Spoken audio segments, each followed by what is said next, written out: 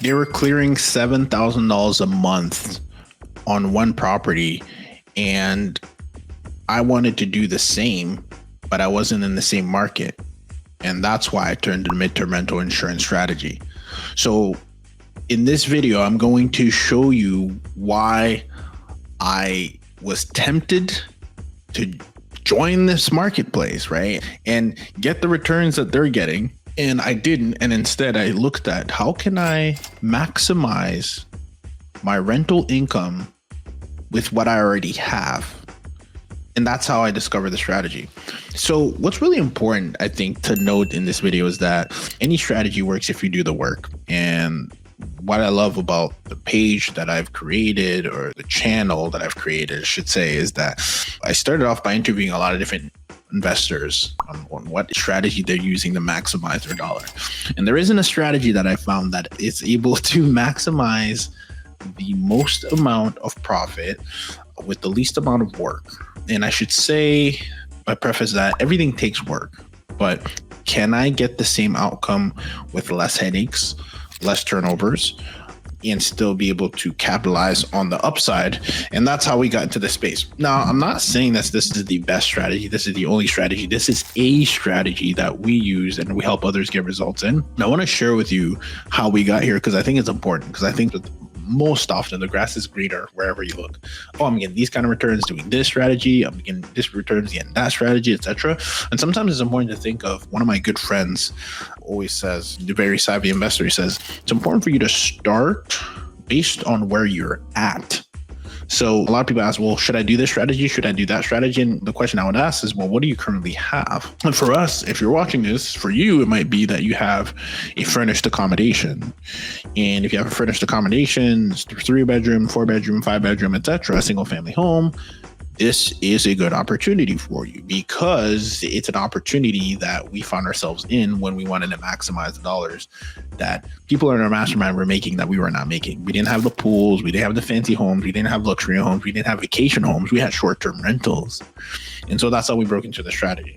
And so the way that you can increase your rental income is by, first of all, building on the foundation of short-term rentals, right? So for us, that was our foundation. Short-term rentals was the foundation that we used to be able to maximize what we can get on a single family home. I'm a licensed realtor, and so I'm able to even see I'm an investor, but I'm unlicensed, and so I can see access to the comparables, how much things can rent for. And what I've seen on average is, when I look at the average rent, and I'll give you an example here. We're based out of Georgia, so I'll give you some real numbers. The average rent can go on a 4-bedroom home, let's call it a 4.3, can go anywhere from like $2,100 a month to $2,200 a month to $1,900 a month. So let's pick a sweet spot of $2,100. All right. Now, when you look at that, those short-term rental numbers, peak month was 7,000, right? So that's like a 3x multiple, right? Average, probably 4,500.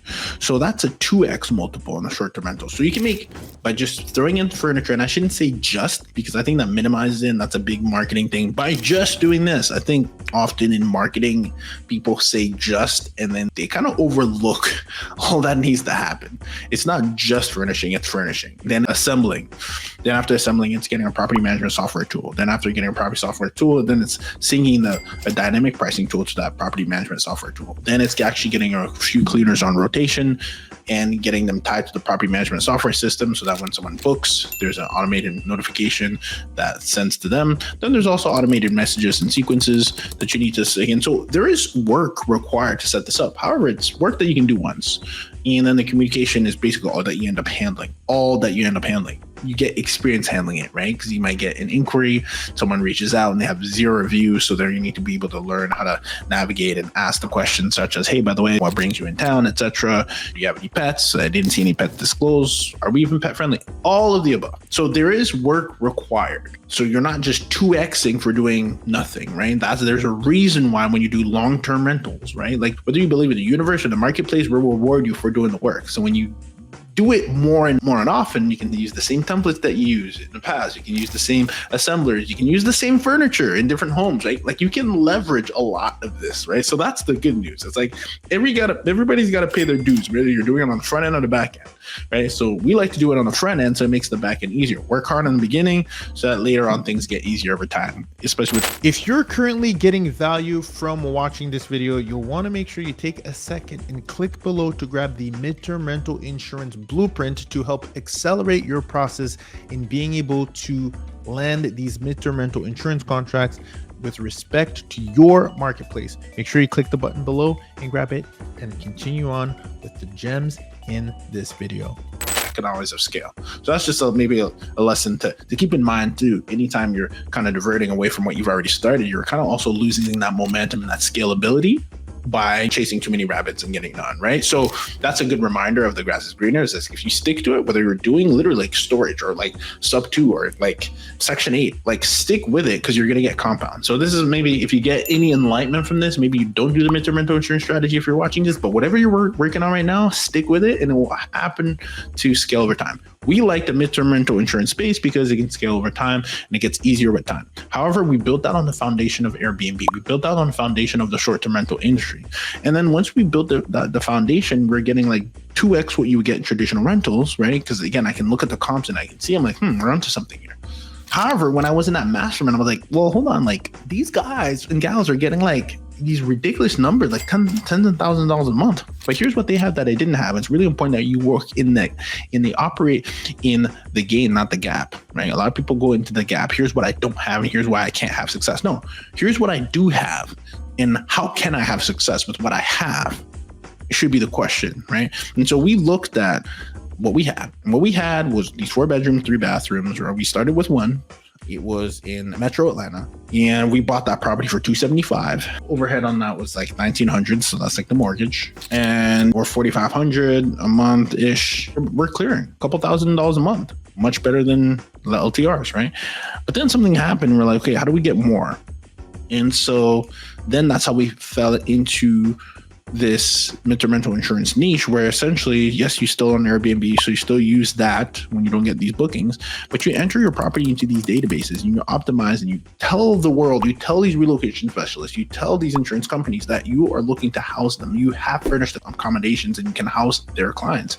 And so once you do that, you put their property in the database. We actually got an email that said, hey, we're looking to relocate a family. And then we got our first contract. That one was $8,000 a month. And we never look back, because when I do the math on that, that's a 4x multiple. Remember, it's 2x. $8,000 a month is a 4x. And now you're taking home that 5 to 6K net per month. And we'd had that for 8 months. And so when you think about that, it makes you really think, like, how do I maximize the most that I have with what I have? Not what I don't have. It's easy to look at what we don't have. That's the gap. Stop operating the gap. It's easy to go in the gap. It's easy to go into what we don't have. I wish I had this, blah, blah. What do you have? And start with that. And that's what we started with. And that is the strategy that we went all in on. And that is how you can increase your rental income, by finding the right strategy.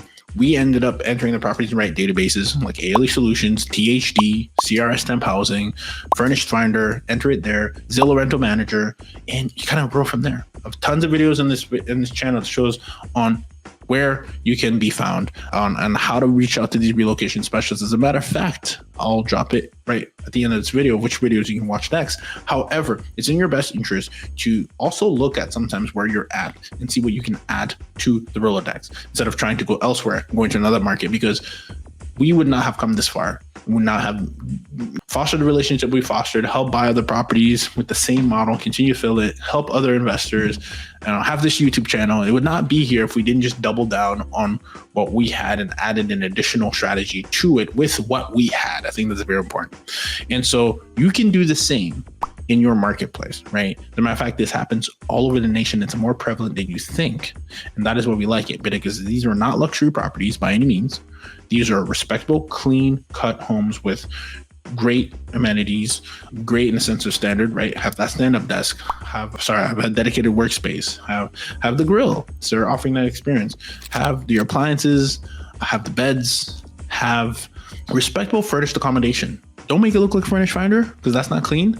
Make it look like an Airbnb listing because it's clean and respectable. It's a clean product to have, but it does not need to be luxury. You don't even need wallpaper for Christ's sakes, right? You ended up just getting it on one of our vacation homes, but we did accent walls. That's easy. Paint a different color.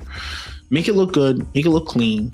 Make it look respectable. Find the right home, and you can then literally increase your rental income with the Midterm rental insurance strategy by having a furnished accommodation. Furnished goes a long way.